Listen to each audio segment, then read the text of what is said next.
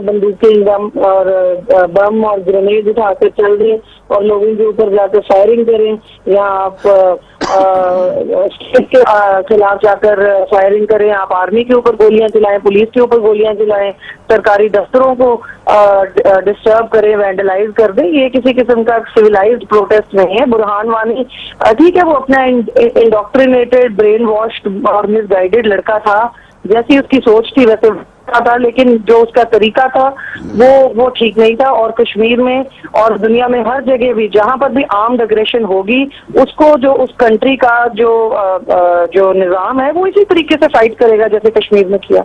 इसमें कुछ गलत नहीं हुआ, कुछ नया नहीं हुआ, कुछ गलत नहीं है। बलोचिस्तान में जो पाकिस्तान के खिलाफ जो करते हैं, अग्रेशन करते हैं, जो स्टेट की रिट को क्वेश्चन करते हैं, उनको पाकिस्तान आर्मी या पाकिस्तान की लॉ एंड ऑर्डर एजेंसी जिस तरीके से निपटती हैं वो बिल्कुल ठीक तरीके निपटती हैं हमसे। ठीक है, इस पर जाहिद अहमद साहब, आपने सुना कि रुचिका ने कहा, रुचिका का कहना है कि आर्म्ड अग्रेशन अगर होगा, सरकारी दफातर को आग लगाई जाएगी और इंडियन आर्मी पे, फोर्स पे अगर हमला किया जाएगा तो फिर इस तरीके से उनको टैकल किया जाएगा। और बुरहान वानी एक ब्रेन वॉश लड़का था। देखिए, यहां पे ये एक फंडामेंटल एक डिजीज है, कैंसर है इंडियन मेंटालिटी में। They can not seem to understand कि Kashmir is a disputed territory, it does not belong to India. ये इंडिया का अटूट अंग नहीं है। इंडिया के फाउंडिंग फादर्स ने यूनाइटेड नेशंस में लिख के दिया हुआ है, और अपने उस लिखे को जिसमें वो एक्नॉलेज करते हैं कि यहां प्लेबिसाइड कराया जाएगा, और जहां पर यूनाइटेड नेशंस के डिस्प्यूटेड टेरिटरी में ये शामिल होता है। कश्मीर पाकिस्तान है, जो पाकिस्तान की वहां की लोकल पॉपुलेशन है वो सब पाकिस्तान के साथ आना चाहते हैं। बुरहान वानी को पाकिस्तान के झंडे में लपेट कर दफन किया गया। खुद इन हिजबुल मुजाहिदीन के बारे में इंडियन गवर्नमेंट कह चुकी है, they are our own boys, यानी इनको पाकिस्तान और आईएसआई सपोर्ट नहीं कर रही है, लोकल इंसर्जेंसी है, रेबेलियन है। They say in English, when injustice becomes law, rebellion becomes a duty. और इस वक्त दुनिया में फ्रीडम फाइटर्स जहां भी काम कर रहे हैं, इन हमारी आपकी मेहमान ने इंसल्ट की है उन फ्रीडम फाइटर्स की लेजिटिमेट स्ट्रगल को, चाहे पैलेस्टाइन हो चाहे वो कश्मीर हो। इंडिया एक ऑक्यूपेशन कंट्री है, right. Local people of Kashmir do not recognise it, United Nation does not recognise it. किस मुंह से ये बात अटूट अंग की करते हैं? There is no shame, there is no dignity in Indian policy right now कि ये बेशर्मी के साथ अपने रिटर्न दिए हुए डॉक्यूमेंट्स को, अपनी पास हिस्ट्री को डिनाई करके एक कैजुअली कामली ठीक है। रुचिका, आपने जाहिद अहमद साहब को सुना कि मकबूजा कश्मीर एक ऑक्यूपाइड टेरिटरी है और जो कुछ वहां पर हो रहा है उसको बलूचिस्तान के साथ उसका कंपैरिजन नहीं कर सकते हैं। पोलाइटली और respectively disagree Zahid Ahmed is information warfare platform which is going to destroy your propaganda, which has destroyed your billions of dollars of investment that you did. नहीं, लेकिन रुचिका, ये कहना क्या गलत है कि मकबूजा कश्मीर एक ऑक्यूपाइड टेरिटरी है, एक अनफिनिश्ड एजेंडा है? नहीं है, ये इनकी जहालत को मेरा सलाम है। मकबूजा कश्मीर डिस्प्यूटेड टेरिटरी है। हम आपके कश्मीर को मकबूजा कश्मीर कहते हैं, आप हमारे कश्मीर को मकबूजा कश्मीर कहते हैं। यहाँ से साफ हो जाता है, वाक़ हो जाता है कि ये डिस्प्यूटेड टेरिटरी है, इसमें आप हम तो जहां मकबूजा कश्मीर में डिस्प्यूटेड टेरिटरी है, आप इसको अटूट किस तरह कह सकते हैं? होना चाहिए ना कि उसको यूएन रेजोल्यूशन जो है उसके अंदर भी डिस्प्यूटेड लिखा गया है, और जो आपके भुट्टो साहब तशरीफ लाए थे शिमला, उसमें भी इसको डिस्प्यूटेड लिखा गया है। इसको किसने कह दिया? ये तो आप इसको डिस्प्यूटेड तो मानते हैं? अगर आप इसको डिस्प्यूटेड मानते हैं तो फिर अटूट अंग तो ना हुआ। रुचिका, अगर डिस्प्यूटेड आप इसको मानते हैं, अगर डिस्प्यूटेड आप उसको मानते हैं जिसको मुतनाज़ा कहा जाता है, मुतनाज़ा टेरिटरी है वो, तो फिर आप उसको अटूट अंग तो नहीं कह सकते? देखिए, हिंदुस्तान की स्टेटेड पोजीशन कश्मीर को लेकर यही है कि वो भारत का अटूट अंग है, और जो आप यूनाइटेड नेशंस वाली बात कर रहे हैं उसमें उसको डिस्प्यूटेड टेरिटरी कहा गया है, लेकिन कहीं भी उसको इंडिया को एक ऑक्यूपेशनल फोर्स की तरह अगर कोई दिखाएगा तो वो ज़ाहिद हामिद ही दिखा सकता है, कोई सोच समझ वाला, सूझबूझ वाला इंसान तो नहीं दिखा सकता। जी जाहिद अहमद साहब, ये बात मुकम्मल कीजिए, फिर मैं वो इंडियन टेलीविजन का क्लिप भी प्रोग्राम में शामिल करना चाहूंगा कि इंडिया में टेलीविजन चैनल्स पे इस मामले को किस तरीके से लेकर एड्रेस किया जा रहा है, वो भी सबके सामने खुलकर बात आनी चाहिए कि वहां पर माइंडसेट क्या है। लेकिन जाहिद अहमद साहब, जो अभी रुचिका कह रही थी बात, आप उस पर अपना जवाब मुकम्मल कर लीजिए, फिर उसके बाद will take you towards the clip.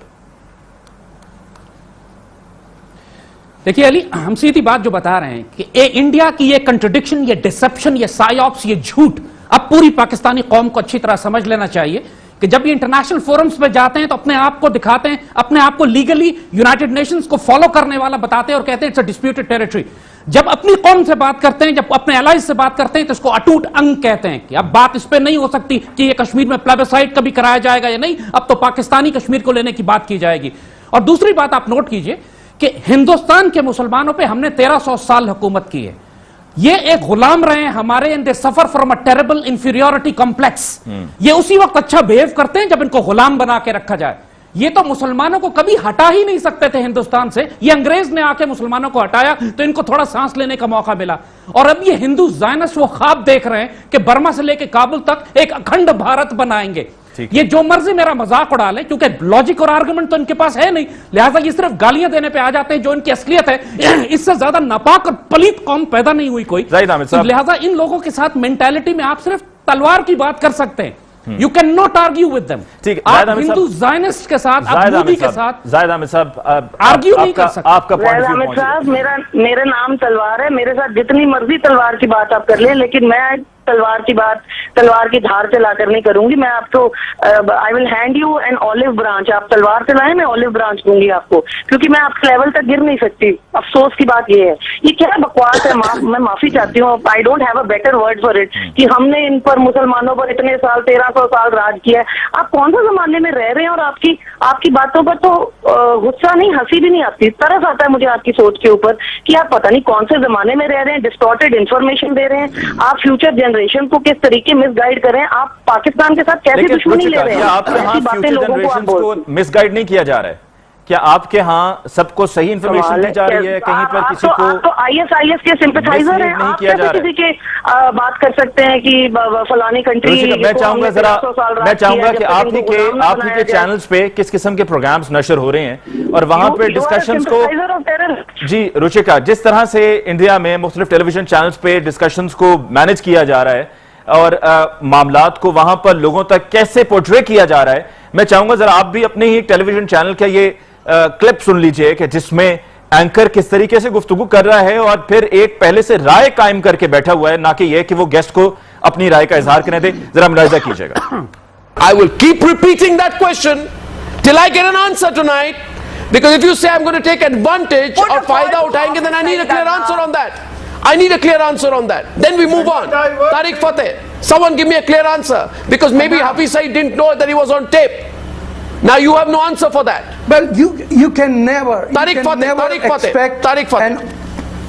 Yeah, Tariq Fateh. You see, Arnab, you can never ever expect an honest answer from any Pakistani commentator.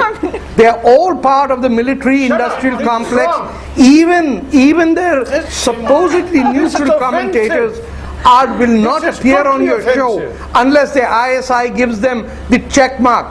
Go ahead and do your Aman Ki Asha Tamasha. They will never ever admit to the fact that Pakistan invaded Kashmir, that Pakistan slaughtered Kashmiris, that Pakistan committed war crimes by putting its army in civilian uniform, not just in Kashmir in 1947, but again in 1965 and in 1999 in Kargil. These folks, the Urdu speaking and the Punjabi mafia of Pakistan, killed 3 million Bengalis, and they are still silent about it. Every day 50 Baloch die because of the Pakistan army. What do the face do they have to come on your show and talk about human rights of Kashmir? First of all, फायदा उठाने की बात में okay, you want to answer the फायदा उठाने वाली बात, okay, taking advantage of no फायदा, give you answer of that. Yeah, the question is that Hafiz Saeed, you're paid parrot, you're right, you throw a little rupees at him and then he throws a few rupees at people like Burhan Wali. He said पूरा फायदा उठाइए, पाकिस्तान की हुकूमत को पूरा फायदा उठाना चाहिए बुरहान वाली के डेथ को लेके। ये फायदा उठाने वाली बात जरा समझाइए ना लोगों को, नजरअंदाज नहीं करेंगे हम। सर ये धंधा है। India has got very poor record of human rights, अरे भाई especially in Kashmir. जवाब तो दे दो। Whatever you are doing in अरे जवाब तो दे दीजिए। do to people from Manipur and जवाब तो दे दीजिए, जवाब दे दीजिए, जवाब दे दीजिए। Second question, second question, 1 minute, second question. Question का जवाब तो ले लें। Second question please. My second question to you is, can you please tell me Why you killed Allah Nazar Baloch? आपने उनकी For the हत्या same reason क्यों for which की? you killed Wani. Why did you kill Allah For Nazar the same Baloch? reason for which you killed Wani. Right. Why did you? Why? Excellent. Because you Excellent. invested money on him. Excellent. Why did you kill Abu Nabi? You invested money on Why it. did you kill Abdul Everyone Nabi who is Bangulzai? working on the Why best of did you all kill people Abdul in Pakistan? Why did you kill Abdul Nabi Bangulzai, a senior commander of the United Baloch Army? Why did you kill him? नाज़रीन, ये Indian channels पर हो रहा है, वहां पर इस तरह से प्रोग्राम्स को नशर किया जा रहा है, ये अंदाज अपनाया जा रहा है और एक पॉइंट जो कि अपने जहन में पहले से है उसी को इन्फोर्स किया जा रहा है कि बस बात असल यही है, बाकी सब झूठ है, बाकी सब झूठे हैं। यहीं से हम डिस्कशन को आगे बढ़ाएंगे, लेकिन उससे पहले हमें लेनी है ब्रेक और इस ब्रेक के बाद लौट के जब आएंगे तो जाहिद हामिद साहब और रुचिका तलवार हमारे साथ इंडिया से मौजूद हैं। हम दोनों से इसी गुफ्तगू पे जो इंडियन चैनल्स पे भी हो रही है इस पे बात करेंगे एक ब्रेक के बाद। नाज़रीन, ब्रेक के बाद एक दफा फिर आपको कहते हैं खुशामदीद। वक्फे में जाते हुए हमने आपको इंडियन चैनल के प्रोग्राम का वो हिस्सा दिखाया कि जिसमें आप ये वाज़ेह तौर पे देख सकते हैं कि वहां पर किस तरह की सोच है, किस तरह के प्रोग्राम्स नशर किए जा रहे हैं। एक ही मौका इख्तियार किया जा रहा है और हर किसी को यही तासुर दिया जा रहा है कि जो हम कह रहे हैं वो बिल्कुल ठीक है, बाकी जो कुछ भी कहा जा रहा है, जो कुछ भी पेश किया जा रहा है वो सब झूठ है, इसके अलावा और कुछ नहीं, हकीकत से बहुत दूर है। लेकिन हकीकत दरअसल है कुछ और। वक्फे से वापस लौट कर आए हैं, इसी से हम गुफ्तगू को आगे बढ़ाते हैं। रुचिका, अब तक मेरी आवाज पहुंच रही है? जी रुचिका, आपके चैनल्स पे, इंडियन चैनल्स पे जिस तरह से गुफ्तगू हो रही है वो आपके इंडिया में जो माइंडसेट है उसको रिप्रेजेंट कर रहा है। आपकी गुफ्तगू शुरू होती है हाफिज सईद साहब से, आपकी गुफ्तगू खत्म होती है हाफिज सईद साहब से, कोई बात आपसे हाफिज सईद साहब का नाम लिए बगैर मुकम्मल नहीं होती है। यूं लगता है कि सोते हुए भी आपको हाफिज सईद नजर आते हैं, जागते हुए भी आपको हाफिज सईद नजर आते हैं। मतलब for you Hafiz Saeed is everything. तो आप इससे बढ़कर भी कोई बात तो कर सकते हैं? मतलब हर बात घूम फिर के आपकी वहीं पर आती है कि जो कुछ हो रहा है, जो कुछ करवा रहे हैं वो हाफिज सईद करवा रहे हैं। आपने दुरुस्त फरमाया कि सोते जागते हाफिज सईद, जिसको आप साहब कहते हैं, वो ही नजर आते हैं। उसकी वजह यह है कि जब हम सो रहे होते हैं तो वो बम्बई में हमले करवा देते हैं, जब हम जाग रहे होते हैं तो वो पठानकोट में टेररिस्ट अपने जो प्यादे हैं अपने उनको भिजवा देते हैं। तो उसकी वजह यही है कि हाफिज सईद ने वाकई पूरे खित्ते का जो अमन और चैन है उसको डिस्टर्ब किया हुआ है। He is a criminal of south Asia, वो पूरे खित्ते का गुनहगार है। आप उसको साबित ही कर दीजिए कि अगर वो पूरे खित्ते का, अगर वो क्रिमिनल हैं, पूरे खित्ते के वो सबसे बड़े क्रिमिनल हैं, तो आप उनको साबित कर दीजिए कि इज अ क्रिमिनल। कोई ना कोई वो ऐसी बात कर जाते हैं जो एंटी ह्यूमैनिटी होती है। मैं समझती हूँ कि उसको एंटी इंडिया में बहुत से लोग पाकिस्तान के बारे में खिलाफ बात करते हैं, जिस तरह हाफिज सईद पाकिस्तान में बैठ के इंडिया के खिलाफ बातें करते हैं। तो क्या जो भी इंडिया में ऐसी बात करेगा हम उसको भी क्रिमिनल कह दें कि जी सबसे बड़ा रीजन का क्रिमिनल वो है कि क्योंकि पाकिस्तान के खिलाफ बात कर रहे हैं? मतलब कोई लॉजिकल बात होनी चाहिए। मेरी बात सुनिए, अगर आपके पास किसी इंडियन के खिलाफ है, इंडियन इंटेलिजेंस एजेंसीज के पास हाफिज सईद के खिलाफ है, जैश ए मोहम्मद के खिलाफ है, आप करें बिल्कुल। अगर आपके पास ऐसी एविडेंस हो तो वो भी उसी तरीके तनकीद का हकदार है जैसा हाफिज सईद है। बिल्कुल करें, क्यों नहीं? I am a fair person. जो इंसान गलत बात करता है उसकी तनकीद होनी चाहिए, वो भारत का हो, पाकिस्तान का, बिल्कुल होनी चाहिए। शिवसेना पे भी तनकीद होनी चाहिए, शिवसेना के बारे में भी इसी तरह की बात होनी चाहिए। अगर आप कहते हैं कि जो कश्मीर में हो रहा है वो यहां से स्पॉन्सर हो रहा है, हाफिज सईद करवा रहे हैं, तो जो बलोचिस्तान में हो रहा है, जिसका अभी इस प्रोग्राम में भी जिक्र हुआ और पूछा जा रहा था, बार बार चीख चीख के पूछा जा रहा था कि जी ये बताएं कि अल्लाह नजर बलोच के बारे में क्या हुआ, उसको किसने मारा। फिर जो दीगर मेहमान हैं वो भी इसी किस्म की गुफ्तगू करते हैं, जी कारगिल में क्या हुआ, पाकिस्तान पर इल्जाम के जी 3 मिलियन बंगालीज को पाकिस्तान ने मरवाया। अली मुमताज साहब, अफसोस इस बात का लगता है कि बलोचिस्तान तो पाकिस्तान का हिस्सा है, उसको कश्मीर से आप नहीं कंपेयर कर सकते। कश्मीर डिस्प्यूटेड टेरिटरी है, बलोचिस्तान पाकिस्तान का इंटीग्रल पार्ट है। आप अपने घर को संभाल के रखिए ना, आप दूसरे के सर पे क्यों लगा रही है? आपकी कमी है कि आप अपने घर को संभाल के यही तो हम कहने की कोशिश कर रहे हैं कि आपके यहाँ आपके टेलीविजन चैनल्स पे बलोचिस्तान को कश्मीर के साथ रिलेट किया जा रहा है और बलोचिस्तान की मिसालें देकर कश्मीर के साथ बात की जा रही है कि जी देखें बलोचिस्तान में क्या हो रहा है। समझ नहीं आ रही आप क्या बोल रहे हैं। जी बोलिए। हेलो जी जी बोलिए सर, एक सेंटेंस कंप्लीट हो लेने देना, बाद में बात करते हैं। सिग्नल ठीक नहीं। मैं ये कह रही हूँ बलूचिस्तान आपके घर, आपके मकान में एक कमरा है। कश्मीर आपके और हमारे दरमियान एक ऐसा आपके आंगन है जिसके ऊपर जायदाद का बंटवारे की लड़ाई हो रही है। आप अपने कमरे को तो हिफाजत दें। आप क्यों दूसरे के ऊपर हमेशा इल्जाम लगाते हैं कि जी आप बलूचिस्तान में ये करते हो? हम भाई क्यों, हम बलूचिस्तान में कुछ कर ही नहीं सकते अगर आप अपने लोगों को खुश रखें। आप कश्मीर में जो हो रहा है उसको बलूचिस्तान के साथ कंपेयर ना करें। ठीक है, जाहिद अहमद साहब, ये है कि कश्मीर में आपको वही लोग नजर आते हैं जो जाहिद अहमद साहब, आपने कश्मीरी पंडित, अली मैंने इनकी आर्गुमेंट, कश्मीरी पंडित भी तो कश्मीरी है ना, जो इनको चुप कराएं तो मैं बात जी जी जी जी जाहिद अहमद साहब प्लीज गो अहेड। क्या उनका हक नहीं है कश्मीर के? अली ये बात इनकी बात, इन्होंने इससे पहले बात की कि हम तो आपको ऑलिव ब्रांच देना चाह रहे हैं। बीजेपी और बाल ठाकरे और बजरंग दल की और मोदी का एक स्लोगन है इंडिया में कि दूध मांगोगे तो खीर देंगे, कश्मीर मांगोगे तो चीर देंगे। ये इनकी सारी डिसेप्शन और झूठ और प्रोपेगेंडा और डिसइंफॉर्मेशन है कि हम पाकिस्तान से बात करना चाहते हैं, कश्मीर को ये अटूट अंग अपना तस्लीम करते हैं। दूसरी बात, बलूचिस्तान की बात इन्होंने खुद एक्नॉलेज कर ली कि जी हम बलूचिस्तान में दखल इसलिए देते हैं कि आप वहां पे अपने लोगों को काबू नहीं कर पाते। कुलभूषण यादव को हमने बलूचिस्तान से पकड़ा है, an Indian serving naval officer. इस तरह अजीत कुमार डोवल अपने मुंह से कह चुका है कि वो टीटीपी को इस्तेमाल करके पाकिस्तान के खिलाफ एक इंसर्जेंसी बिल्ड कर चुका है। ईस्ट पाकिस्तान में इन्होंने फौजें किस आर्गुमेंट पे दाखिल की थी? ईस्ट पाकिस्तान में जो था हमारा पॉलिटिकल मसला था। इंडियन आर्मी क्यों दाखिल हुई? इंडियन आर्मी ने पाकिस्तान को डिसमेंबर क्यों किया? Under what law, under what agreement?